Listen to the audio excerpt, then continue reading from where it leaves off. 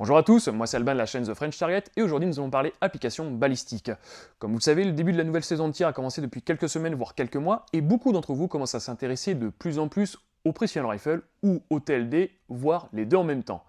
Et l'une des questions qui est régulièrement posée, c'est quelle application balistique utiliser? Si vous l'avez déjà posé à votre entourage ou bien sur les réseaux sociaux, on a dû vous répondre que la référence était l'application Strelok, mais on a dû aussi vous dire que l'application était bloquée à cause du contexte actuel en Ukraine. Et évidemment, c'est toujours compliqué de savoir vers quoi se tourner vers la multitude d'applications balistiques qu'il y a. C'est pourquoi moi je vous fais cette vidéo pour vous présenter l'application que j'utilise, que ce soit au Precision Rifle, au TLD ou tout simplement au stand de tir, c'est Sharegun Elite. A savoir que Sharegun Elite est, de mon point de vue, assez similaire, voire une copie conforme de Strelok à quelques détails près, et d'autant plus qu'on a la possibilité d'avoir la version gratuite et la version payante. Pour ceux qui ne savent pas, une application balistique va nous servir tout simplement à régler notre lunette en fonction des distances de notre cible que nous souhaitons toucher. Donc cette vidéo-là sera faite en 4 parties, à savoir effectivement qu'avec la version gratuite que nous allons utiliser aujourd'hui pour la vidéo, il y a effectivement quelques petites rétentions, que ce soit au niveau des choix des réticules. Vous verrez, lorsque vous installerez l'application en gratuite, vous ne pourrez pas accéder à tous les réticules de vos lunettes. Par contre, effectivement, si vous prenez la fonction payante qu'il y a sur l'application ou sur le Play Store, tout simplement sur la boutique, vous aurez l'application In Vita Aeternam. Par contre, si via l'application gratuite vous prenez par mois ou par année, vous devrez payer chaque année. Donc je vous conseille effectivement, si vous prenez la version payante, de prendre celle qui vous est proposée directement sur le store et non pas l'option qui est proposée dans la version gratuite. Donc du coup, c'est parti pour les premières parties, qui va être la configuration du profil du fusil. Allez, à de suite. Allez, du coup, on se retrouve pour la première partie de la programmation. Ce qui est intéressant avec cette application-là, c'est quand vous l'installez pour la première fois et que vous la lancez pour la toute première fois, un tutoriel se lance automatiquement sur l'application. Ce qui va être intéressant, c'est que ça va nous accompagner étape par étape pour la configuration de notre profil de fusil, le profil de notre lunette, le profil de notre cartouche et la programmation de la page principale de notre application. Donc du coup, c'est parti pour la première partie, donc configuration du profil de fusil. Qu'est-ce que c'est exactement? En fait, tout simplement, dans l'application, ça va nous permettre d'avoir plusieurs profils de fusil si vous tirez sur différents calibres, que ce soit en 22, 308, en 6.5, ou même avoir deux carabines en 22 long rifle qui sont différentes, avec un padrillure différent, et ben ça va pouvoir nous permettre d'avoir plusieurs profils d'enregistrer. Donc ça se présente où on va faire le nom du fusil, ce qui est normal. Moi en l'occurrence je suis parti sur la B14 parce que c'est ce que j'ai comme carabine et c'est ce que j'utilise sur l'application. Donc on met B14R. Le taux de torsion, qu'est-ce que c'est? Tout simplement c'est le pas de rayure de votre carabine. 95% du temps des 22 long rifle, le pas de rayure est du 16 pouces. Donc on va y mettre 16. Ensuite, la direction du sens de torsion, c'est tout simplement le sens de notre pas de rayure. 98% du temps de toutes les carabines sont en pas de rayure de droite.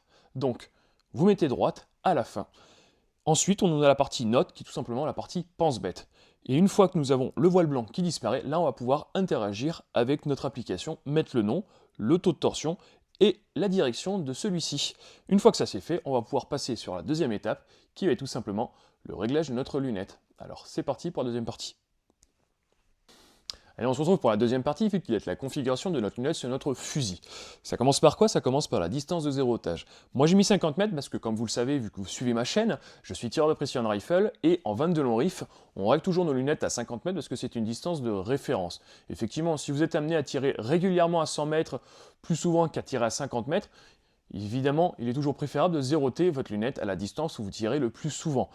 Si vous ne savez pas ce qu'est le zérotage, une vidéo sortira prochainement pour vous expliquer dans les grandes lignes ce qu'est le zérotage et vous verrez, ce n'est pas si compliqué que ça à savoir ce que c'est.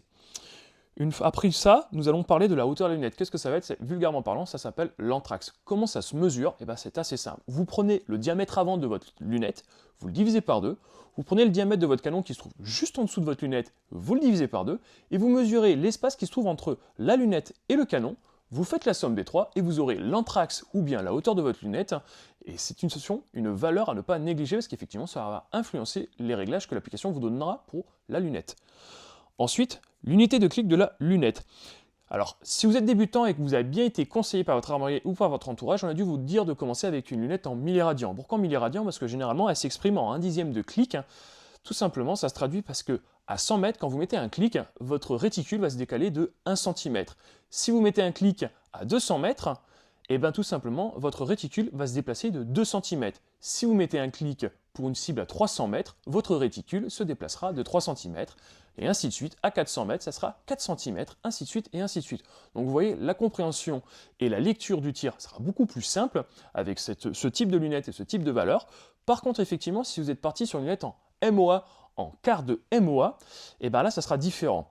Quand vous aurez une cible à 100 mètres et que vous mettrez des clics pour essayer de la toucher, un clic équivaudra à 0,7 cm. À 200 mètres, ça équivaudra à 1,4 cm. Donc effectivement, la lecture va être un peu plus compliquée. Par contre, effectivement, si vous vraiment cherchez de la précision, là, on se retrouvera sur des réglages beaucoup plus fins. Donc effectivement, on va mettre ensuite, une fois que le voile sera disparu, en milliradians, et donc les clics verticales et horizontales, on mettra 0,100 pour du coup un dixième de clic pour la lunette en milliradians. Ensuite, le réticule. Effectivement, cette application-là, comme Strela, pour certains, ceux qui la connaissent, l'application a en magasin ou en bibliothèque énormément de réticules des lunettes qu'on utilise dans le monde. Et c'est vrai que c'est toujours intéressant, surtout pour une petite option qu'on aura à la fin de la vidéo, que je vous montrerai, où on peut simuler la vision de notre réticule pour pouvoir nous permettre soit de faire de la contre-UV ou ajuster nos réglages au niveau des clics qu'on aura à faire sur notre cible qu'on souhaite impacter. Une fois ça fait, votre lunette normalement est en premier plan focal. Si vous êtes en deuxième plan focal, ça ne va pas être la meilleure option pour le tir de précision, parce qu'effectivement, les lunettes qui vont être le plus adaptées pour ces pratiques-là vont être celles en premier plan focal. Si vous êtes en premier plan focal, vous laissez la petite flèche cochée. Par contre, si vous n'êtes pas en premier plan focal, vous allez décocher ceci et mettre donc du coup les variables qui nous sont demandées juste après.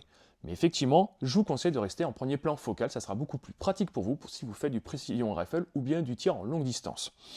Une fois que ça c'est fait, on rentre les données qu'on souhaite avoir, et puis une fois que c'est fait, on va partir sur la troisième partie qui va être là, le choix de munitions qu'on utilise pour notre carabine. Du coup, on s'y retrouve de suite. Allez, on se retrouve pour la troisième partie qui va être la configuration de la munition de notre fusil. A savoir que Shergun Elite, comme Strelok, a une bibliothèque très importante de référence au niveau munitions facturées et balles pour tout ce qui est rechargement.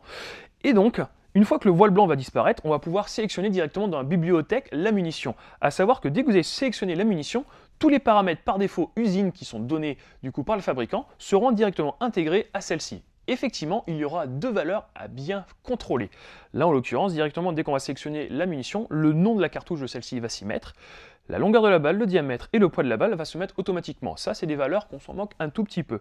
Par contre, le coefficient balistique, ce sera une valeur qu'on devra contrôler et grâce à Shergun Elite, on a une fonction qui nous permet d'ajuster à peu près celle-ci. Ensuite, on a la fonction de traînée. Qu'est-ce que la fonction de traînée? C'est tout simplement l'effet physique de l'air sur notre balle qui va la ralentir. Et ça, on devra la modifier parce que par défaut, vous aurez G1. Et nous, en l'occurrence, pour la 22 long rifle, la fonction de traînée, ça sera RA4. Et ça aussi, ça a un impact au niveau de nos réglages. Lorsque l'application est bien contrôlée au niveau de la fonction de traînée, on aura des petites différences de clics. Et si vous restez en G1, faites le test, mettez en G1 et en RA4, vous verrez qu'il y a une petite différence au niveau des réglages que l'application nous donnera. Après ça, vous avez la vitesse de la balle. Même chose aussi, si vous ne le savez pas, chaque lot de munitions est différent et va réagir différemment à votre canon. Ou voire tout simplement, même si vous avez deux carabines identiques, les canons, eux, sont différents. Ce qui va faire que, peu importe si vous avez la même carabine et la même munition, on peut avoir la carabine A où la vitesse de balle va être de 350 mètres par seconde, et vous avez votre carabine de votre voisin qui est identique à la vôtre, et la munition peut très bien sortir à 340 mètres. Donc effectivement, c'est quelque chose aussi à contrôler régulièrement, surtout quand vous changez de lot de munitions, parce qu'entre un lot 1 et un lot B, qui sont de la même marque et du même modèle, les munitions peuvent réagir différemment. Donc ça aussi, c'est une valeur très importante à contrôler pour avoir des réglages aux petits oignons. Ensuite, on a donc du coup les conditions de météo lors du zérotage, car effectivement, si vous ne le savez pas, la météo a une influence importante au niveau de notre tir balistique. A savoir qu'effectivement, si vous tirez le matin ou l'après-midi, les températures ne vont pas être les mêmes et la pression atmosphérique ne va pas être la même avec le taux d'humidité aussi que vous avez, et ça va influencer sur notre tir. Donc aussi ça, très important à faire attention. Le décalage du zérotage, qu'est-ce que ça va être? Là, en l'occurrence, on va laisser sur 0 parce que c'est notre munition principale et notre lunette sera zérotée pour cette munition. Par contre, si vous utilisez une autre munition pour votre fusil et que vous ne voulez pas vous embêter à dérégler votre lunette, cette fonction va nous permettre tout simplement d'expliquer en décalage, par exemple, on va mettre en clic. On dira, si vous tirez et que votre lunette avec votre munition principale, vous êtes plein centre à chaque fois de votre cible et que vous testez une nouvelle munition et que vous vous rendez compte que votre balle, du moins votre point d'impact, est en haut à droite de votre cible, et vous allez mettre le nombre de clics qui correspondent au point d'impact et votre application, elle, tout simplement, comprendra que lorsque vous utilisez votre munition, vous avez un décalage de tant de clics en haut à droite et donc elle s'adaptera, ce qui vous évitera tout simplement de régler votre lunette dès que vous changerez de munition. Effectivement, il faudra faire bien attention à ça dès que vous changez de munition et que vous ne voulez pas vous embêter à changer votre lunette, parce que effectivement, c'est une fonction aussi qui est très pratique lorsque par exemple, tout simplement, vous avez une munition de compétition et une munition d'entraînement et que vous ne voulez pas vous embêter à chaque fois à régler votre lunette. La munition de compétition, on la laisse sur des décalages de 0 parce que votre lunette est réglée sur la première balle. Et la deuxième balle, qui est la balle d'entraînement et qu'on voit qu'on a un petit décalage, vous mettez le réglage de décalage que vous avez. Comme ça, l'application prend en compte et vous donnera les bons réglages pour être toujours dans le centre sans que vous ayez besoin de rezéroter votre lunette. Et ça, une fois que ça c'est fait, donc du coup, on aura la validation de trajectoire. La validation de trajectoire, je vais vous montrer ce que c'est tout de suite. Donc là, facteur de correction, facteur de correction, tout simplement, c'est pas une fonction que j'utilise, ça va être plus principalement pour tout ce qui est un peu contrevisible, rapide, pour tout ce qui est de la chasse, du moins de mon point de vue. Mais alors du coup, validation de la trajectoire, c'est simple. Vous voyez là, on a la fonction vitesse et coefficient balistique, ça va être la même pratique.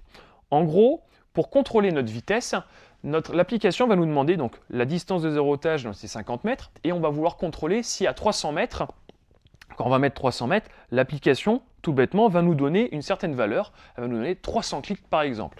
Si vous vous rendez compte qu'à 300 mètres, les 300 clics que vous mettez ne sont pas suffisants et que vous devez mettre 20 clics de plus, tout simplement, là, on va aller mettre 320 clics. On fait calculer et là, la vitesse va être différente. Vous voyez, la vitesse initiale, c'est en 321 mètres par seconde. Et là, va nous retrouver 324, qui va être, on va dire, une vérité un peu plus vraie que celle qui a été donnée à la base. Et effectivement, là, c'est vraiment un exemple. Ce n'est pas 300 clics qu'il faut pour 300 mètres. Mais ça va nous permettre, en fait, de casser un petit peu, du moins de trouver la valeur plus exacte si vous n'avez pas de chronographe. Parce qu'effectivement, c'est toujours un petit prix d'avoir un petit chronographe, un appareil qui nous permet de mesurer la vitesse de nos balles. Mais en tout cas, l'application, elle nous permet de balayer un petit peu ce brouillard et de trouver approximativement la vitesse initiale de notre munition. Ça va être la même chose aussi pour le coefficient balistique, même pratique, on va mettre la distance 300 mètres par exemple, et même chose, on va mettre 320 clics, excusez-moi, et donc du coup que le coefficient balistique va s'ajuster au fur et à mesure. Effectivement, ça c'est quelque chose qui effectivement est très utile. Si vous avez la possibilité de tirer de plus loin, ça sera bien plus précis derrière, parce qu'effectivement, plus vous essayez de chercher, vous contrôlez la distance éloignée, mieux sera la précision de la vitesse de celle-ci. Donc effectivement, à ne pas négliger. Donc, passons ceci. Donc, on va chercher notre cartouche. On va donc changer de cartouche. On va avoir plusieurs onglets. Le premier, Handload, ça va être la bibliothèque de toutes les munitions qu'on a déjà utilisées avec notre fusil et qu'on a réglé celle-ci. En l'occurrence, nous, on va chercher la munition. Donc on va aller dans Cartridge. On va aller dans l'onglet à gauche de sélection de calibre. On va aller chercher de la 22 long rifle. On sélectionne 22 long rifle. Et ce qui est intéressant, c'est qu'on a la sélection des fabricants. Donc on va aller chercher les fabricants et vous allez voir, vous avez une multitude, voire quasiment la totalité des fabricants en 22 long rifle. Donc par exemple, moi je vais tirer quoi? Allez, on va partir sur RWS. On va chercher, et vous allez voir effectivement, quasiment tous les modèles, voire vraiment tous les modèles des fabricants sont enregistrés. Donc c'est super chouette. Après, attention, comme je vous disais, ce sont des valeurs par défaut. Donc on va prendre de la R100 par exemple, je vais dire oui. Et là, vous voyez, automatiquement, le nom de la munition a été changé. Les données au niveau de la longueur balle, diamètre et poids de la balle ont été modifiées. Le coefficient balistique aussi et la vitesse de la balle. Et ça, effectivement, c'est quelque chose, comme je le répète encore une fois, j'insiste bien dessus, à bien contrôler grâce à la fonction validation de la trajectoire. Il y a aussi, comme vous l'avez pu le voir, fonction de la traînée qui est venue en G1. Nous, ce qu'on veut, c'est en 22 long rifle, donc ça va être du RA4. On sélectionne et là, on est tout bon. Une fois que vous avez fait ça, pour la munition, on est tout bon. Maintenant, on passe sur la dernière étape qui est la configuration de notre écran principal. Et vous verrez, c'est assez simple et je vous tiens pas plus longtemps parce que ça commence à être un petit peu long et ça, je peux comprendre. Allez, à de suite pour la dernière partie. Et on se retrouve pour la quatrième partie et la dernière. Je vous retiens pas plus longtemps parce que je peux comprendre que la vidéo commence à être un peu longue. Mais bon, c'est vous qui avez commencé à regarder la vidéo, donc j'espère que vous allez la tenir jusqu'au bout. Allez, du coup, on se retrouve sur l'écran principal. Donc en haut à gauche, ça va nous permettre d'aller voir le réticule, d'avoir une simulation de notre réticule, de la vue. Ensuite, nous avons les solutions balistiques. Qu'est-ce que ça va être? Ça va être les données de réglage de notre lunette en fonction d'une seule distance depuis l'écran principal. Là, en l'occurrence, pour moi, il y a beaucoup trop de données, surtout si vous avez une lunette en milliradian, comme on l'a fait précédemment. Donc, je vous montrerai comment alléger ce tableau pour garder seulement milliradian et les clics. Liste des cibles, qu'est-ce que ça va être? En fait, tout simplement, ça va nous permettre de créer des fiches de tir. J'entends par là, par exemple, si vous êtes sur votre pas de tir, que ce soit en TLD, Precision Rifle, et que vous avez plusieurs distances à tirer sur plusieurs cibles, évidemment, et bien on va pouvoir créer ces fiches en mettant les distances et donc avoir tous les réglages des distances qu'on a à configurer sur le seul et même écran que nous avons. Pas seulement avoir comme l'écran principal, avoir les réglages pour une seule distance. Je vous montrerai après effectivement comment ça fonctionne. Vous verrez, c'est tout simple. Ensuite, le tableau balistique, bon, j'apprends à personne ce que c'est. Ça sera en lien avec la munition que nous avons sélectionnée précédemment. C'est aussi l'intérêt qu'on a, c'est qu'on va pouvoir le télécharger, donc en même temps l'imprimer. Donc c'est super intéressant. Ensuite, les entrées balistiques, ça va être toutes les variables externes à notre munition et notre fusil, donc en l'occurrence la distance de la cible. L'inclinaison du fusil, qu'est-ce que ça va être? Tout simplement, ça va être la hauteur, enfin du moins l'angle de tir de notre cible. Si vous avez une cible qui est en hauteur, l'application nous permet d'utiliser la caméra de notre téléphone et on aura juste à viser notre cible, ce qui va mettre un certain angle des degrés et ça va influencer sur le réglage de notre lunette, ce qui effectivement aussi c'est très intéressant. Ensuite, le vent. Bon, là, je l'apprends à personne. Le vent a une influence, évidemment, sur notre balistique. Ensuite, nous avons l'effet Coriolis. Nous, en 22 long rifle, on n'est pas concernés, et d'autant plus que l'effet Coriolis commence seulement pour le gros calibre et à une certaine distance. Donc, on s'en moque un peu, en l'occurrence, pour de la 22. Ensuite, les cibles en mouvement. En l'occurrence, moi, j'ai pas à l'esprit des pas de tir où on s'amuse à tirer sur les cibles en mouvement, que ce soit en Precision Rifle, en TLD, ou au stand de dire, sauf sur les cibles en mouvement. Je veux dire, le sanglier courant, par exemple. Ensuite, l'inclinaison de la lunette, j'y touche pas étant donné que ma lunette est déjà réglée lors du profil. Et ensuite, la météo. Ça, comme je disais précédemment, la météo est vraiment une variable très importante à ne pas négliger parce qu'effectivement, même des tireurs initiés, des fois, peuvent oublier d'actualiser la météo au moment où ils tirent parce qu'effectivement, si vous tirez le matin et vous tirez l'après-midi, par moment, la météo n'est pas la même, que ce soit en pression atmosphérique, taux d'humidité ou même en degrés, ça va avoir une influence importante sur votre balistique, donc sur les réglages de votre lunette. Vraiment ça, à ne pas oublier, à ne pas négliger.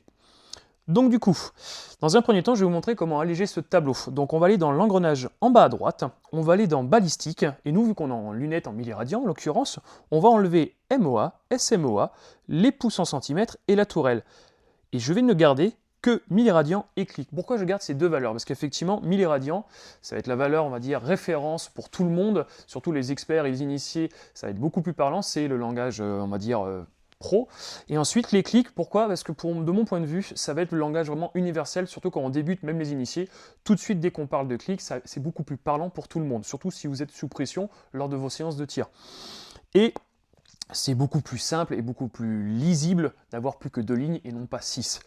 Là, en l'occurrence, donc du coup, vu qu'on avait mis notre zérotage à 50 mètres, quand on est à 50, on est sur 0. Si par exemple, je me mets à 100 mètres, hop, là, vous voyez, effectivement, là, on est sur la version gratuite. Donc, dès que l'application peut vous mettre un petit coup de pouce ou un petit coup dans le dos pour vous dire « achète-moi la version payante », elle n'hésitera pas. Là, en l'occurrence, j'appuie sur la petite flèche en haut à droite et là, hop, ça me l'enlève. Je vous montrerai aussi qu'avec la liste des cibles, cette fonction-là, du moins la proposition d'achat, n'y est pas proposée. Donc, c'est aussi un intéressé. Alors, là, effectivement, 100 mètres, donc j'ai ma valeur pour les clics et en milliradian. Donc, liste des cibles. Là, en l'occurrence, vous voyez, vous êtes sur une fiche vierge. Donc, on va aller déjà confirmer que les unités de correction, normalement par défaut, vous êtes en MOA. Et bien là, on va aller changer, on va les mettre en clic. Hop, je reviens. Donc, je vais créer des cibles. Donc, je vais sur le plus. Je mets un nom à ma cible, on va dire cible A. On va la mettre à 100 mètres. Et je vais changer le profil de ma cible et vous comprendrez pourquoi après. Je vais en rajouter une deuxième que je vais appeler B. Je vais la mettre à 150 mètres. Ensuite, Red Target. Et je vais faire une troisième cible, on va dire à 200 mètres. Effectivement, comme vous pouvez le voir aussi, on peut aussi mettre de l'angle ou sinon tout simplement cible en mouvement. Et après le vent, lui, est toujours réglé en avance. On enregistre. Donc là, en fonction de ce que vous avez mis, comme on peut le voir, les valeurs en bleu, c'est la distance de nos cibles. Les valeurs en jaune, ce sont nos réglages en élévation. Les valeurs en blanche, qu'est-ce que ça va être? Souvent les gens font un peu confondent, que ce soit au niveau réglage et ce que ça correspond exactement. En fait, les valeurs blancs, ça va être tout simplement l'écart qu'on a de clics, ou du moins de réglage, entre les valeurs précédentes à celles les suivantes. C'est-à-dire que la cible à 100 mètres, on a 0. Et la cible à 150 mètres, on a plus 24. Tout simplement, on a une différence de 24 clics entre le réglage de 100 mètres et le réglage à 150 mètres. Et entre 150 et 200 mètres, on a une différence de 27 clics. Les valeurs en verte, c'est tout simplement les réglages de latéral.